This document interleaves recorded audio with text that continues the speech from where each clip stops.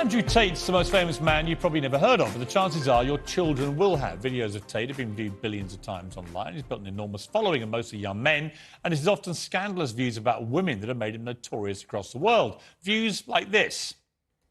So I think my sister is her husband's property, yes. When a bride is walking down the aisle to marry the groom, the father walks next to her and gives her away. True or false? Tate's opinions on mental illness are equally controversial. I don't believe in depression. Don't message me about depression because I don't believe in it. If you're asleep in your bed in the middle of the night and you hear a noise and you believe in ghosts, now you're afraid. But if you don't believe in ghosts, it's the wind and you go back to sleep. You give the ghosts power by believing in them. Well, this summer, every major social media platform banned Tate amid a global backlash and concerns about his influence on the young people who watch him. But copies of his videos are still shared millions of times every day. This show is called Uncensored. One of the challenges views directly, so he flew from Romania to sit here in this studio, and the full explosive interview airs later this week. Here's a bit of what's to come. Do you respect women? Absolutely. Why wouldn't I? Do you think that 18, 19-year-old women are more attractive than 25-year-old women? I think there's attractive people. That's a loaded question. I don't know. Well, it's not really, is it? I can't. You know why I'm asking you? Of course I do, but I can't sit here and say... For the say... benefit of viewers who don't know why I'm asking, you said this. In general, this is also one of the reasons men find youth attractive. You want to blow up the internet? I'll blow up the internet right effing now. The reason 18 and 19-year-olds are more attractive than 25-year-olds is because they've been through less dick. People say, oh, you can't say that, but yes, I can.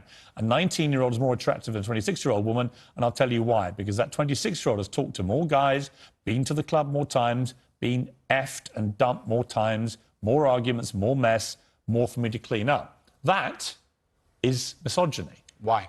Because you are encouraging a mindset about 25-year-old women that makes them sound out to be infinitely less desirable than 18, 19-year-olds, and having effectively been having too much sex to be taken in a more respectful way. Well, firstly, even if that was the case, that wouldn't be misogyny. Well, what did you mean by what you said? That's not misogyny because it's not anti-women. I'm saying that an 18 or a 19-year-old woman would be more desirable. Pretty anti-25-year-old woman. Anti-25-year-old women we can argue, but not misogyny. Well, that's misogyny then, isn't it? No, it's not. Well, being anti any woman at all is misogyny. Not when I'm saying that women are beautiful and attractive at a certain age and saying the age. You're saying 18, 19-year-olds are more attractive than 25. Well, than ageist perhaps, but misogynistic absolutely. Is that not. But you just accepted it was misogyny. No, I didn't. You said it was misogyny. I'm telling you, no, it's not. But if a 26-year-old woman is watching this and has heard those comments, yeah, would you just say to her, look, I'm sorry, I shouldn't have said that? No, I won't. I will say that I am sorry that offends you. However, there's a large contingent of the world... That doesn't mean you're sorry. No, I'm not sorry. That's the point I'm making. I'm sorry if that offends you. However, there's a large contingent of the world that believe that, and I was mediating for a conversation. Parts of the world that believe that about 26-year-old women are parts of the world where women are not allowed out on their own. That's a conversation. They have to wear full burqas. Well, that's a conversation. They're not allowed to drive cars. That's nothing to do with me. But is that the kind of world for women that you... I was mediating a conversation. No, I'm asking you what you think. I don't live in a country where that happens. You're using that as the excuse for why you're not sorry for saying it. It's not an excuse. Is that there are parts of the world where this is fine? My friend. So my question to you is, well, do you think it's fine? I don't think it's fine. I live in a world where... You don't think it's fine? The reason This isn't that hard, Andrew. You can simply say, Piers, you know what?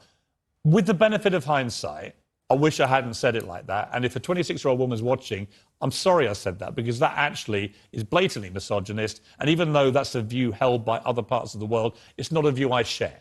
Now, I would respect you more if you said that than if you try and say, well, it's said in other parts of the world, so I'm not sorry. I think that doesn't tell me what you think. Then you need to understand why my content existed in the first place. My content existed because I tried my very hardest to be an absolute and utter realist, especially with uncomfortable truths.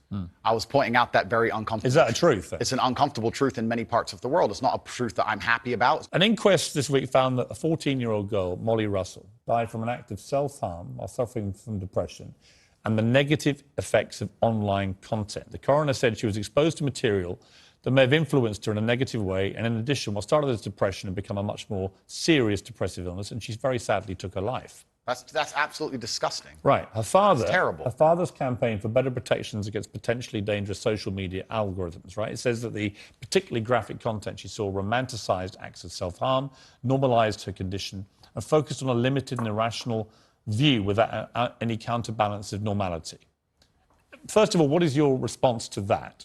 Nothing to do with you. That's the is. first thing. Yeah, it is nothing to do with me.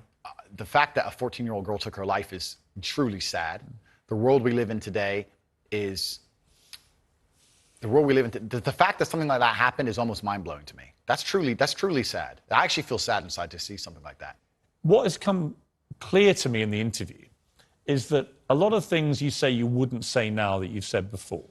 But I'd say them differently, perhaps. Yeah, right. So to me, that's an acceptance, not just that you want to get back on platforms, because maybe that was one of the reasons you were no platform, but that you've recognized and understood the potential harm to the wrong kind of impressionable mind by some of the things you've said. Would that be fair? I think that's 80% fair. I recognize and understand that with massive fame, you have to be more careful about being misconstrued. Like I said earlier, 1% of people misunderstanding you doesn't matter with a small audience. It matters with a very large audience. With power comes responsibility.